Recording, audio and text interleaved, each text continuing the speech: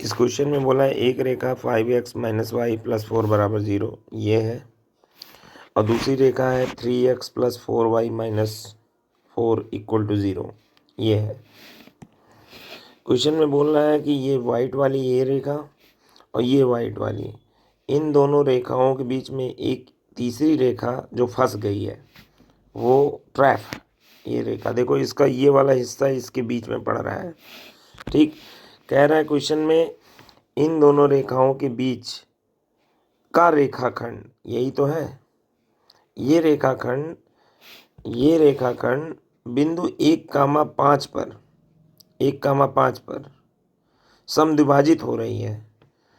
तो इन दोनों रेखाओं के बीच का रेखाखंड का ये भाग रेड वाले का 1,5 पर समद्विभाजित हो रही है। तो इस लाल वाली रेखा का समीकरण बताना है। सबसे पहले हम मान लेते हैं कि इस बिंदु ए का कोऑर्डिनेट है x1 y1, बिंदु बी का कोऑर्डिनेट है x2 y2। तो बताइए, देखिए जरा ध्यान से, कितने अननोन हो गए? 4 अननोन, 4 समीकरण बनेंगे। x1 y1 बिंदु इस रेखा पर है तो इसके समीकरण को संतुष्ट करेगा, इसलिए x1 y1 इसके समीकरण में रख दीजिए। तो इसके समीकरण में रख दिए x1 y1, तो 5x1 minus y1 plus 4 equal to 0। ऐसे ही x2 y2, ये बिंदु x2 y2 बी बिंदु इस रेखा पर है तो इस रेखा के समीकरण में रख दीजिए, संतुष्ट करेगा, यानी 3x2 plus 4y2 minus 4 equal to. अब चूंकि इस बिंदु और ए बी का ये मध्य बिंदु है 1,5, तो इसका कोऑर्डिनेट 1,5 कैसे लिख सकते हैं? x1 प्लस x2 बाई 2 1 हो जाएगा। तो ये आपके पास एक समीकरण बन गया तीसरा। अब y1 प्लस y2 बाई 2 5 हो जाएगा।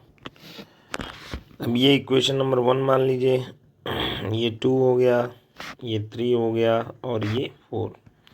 अब इक्वेशन 3 से आप x1 की वैल्यू निकाल लीजिए। x1 की वैल्यू निकालते हैं, x1 की वैल्यू ये आ गई। अब इससे समीकरण नंबर 4 से y1 की वैल्यू निकालिए, तो 2 इंटू 5 10 हो जाएगा, 10 माइनस y2। अब इस x1 की वैल्यू और इस y1 की वैल्यू उठा के समीकरण नंबर 1 में रख दीजिए। तो 5x1 के जगह पर 2 माइनस x2 माइनस y1 के जगह 10 माइनस y2 इक्वल टू क्या आ गया? सॉरी, इक्वल टू नहीं, प्लस 4 इक्वल टू 0। ये समीकरण नंबर 1 हो गया। सॉल्व करते हैं यहाँ पे थोड़ा। माइनस 5x2 उधर ले जाइए, प्लस 5x2 राइट साइड में, प्लस y2 उधर ले जाइए, माइनस y2 हो जाएगा। और बराबर के इधर क्या बचेगा लेफ्ट में? 10, 5 दूनी 10 और माइनस 10 कैंसिल हो जाएगा, तो केवल 4 बचेगा। इक्वेशन नंबर ये हो गया 5। ठीक है, अब आप एक इक्वेशन नंबर 2 को इसके नीचे उतारिए और -4 के उधर करके, -4 को उधर करके 3x2 plus 4y2, 3x2 plus 4y2 equal to 4 आ गया। अब इसको ज़रा सॉल्व कर लीजिए। एक काम कीजिए, y2 का गुणांक बराबर कर लीजिए y2 को काटने के लिए। तो y2 ये समीकरण में 4 से मल्टीप्लाई कर दीजिए तो 20 हो जाएगा x2, 4y2 इक्वल टू 4 और 3x2 plus 4y2 equal to 4। उपरोक्त समीकरण नंबर ये जो आपका है, इसको 4 से मल्टीप्लाई जब करेंगे तो 4 चौक 16 हो जाएगा ये।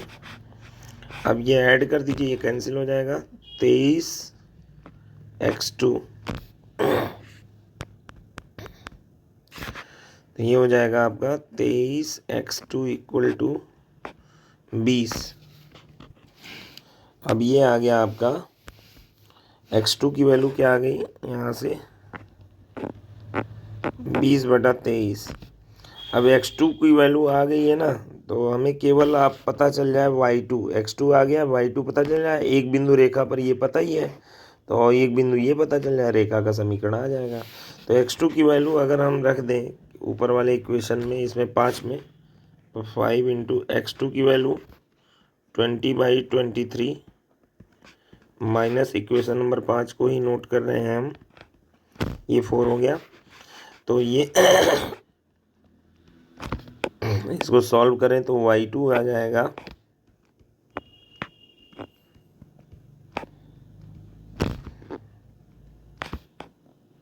अब y2 सॉल्व करेंगे तो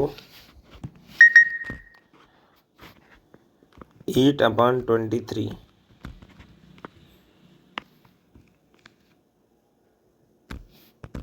तो y2 आपका आ गया 8/23। अब इस रेखा का समीकरण क्या हो जाएगा रेड वाले का, y minus y1 y minus y2 लिख लेंगे जिस पॉइंट से जा रहा है,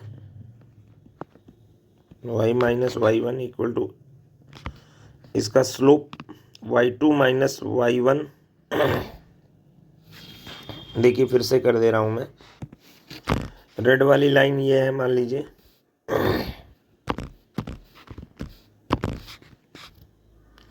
इस लाइन पर एक पॉइंट है आपका 1,5 और दूसरा पॉइंट है आपका 8 x2 क्या है 20/23 एंड 8/23। अब इस रेखा का समीकरण क्या हो जाएगा, सिंपल देखिए इस रेखा का समीकरण हो जाएगा y माइनस y1, इसको मान लीजिए x1 y1, इसको x2 y2, तो y minus y1 equal to y2 minus y1 upon x2 minus x1 x minus x1। तो y माइनस y1 की वैल्यू 5, y2 है 8/23 माइनस 5 अपान 20/23 माइनस x1 की वैल्यू 1, x माइनस x1 की value 1।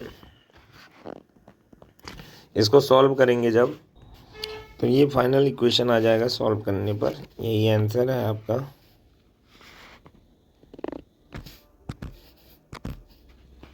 107x minus 3y minus 92 equal to 0।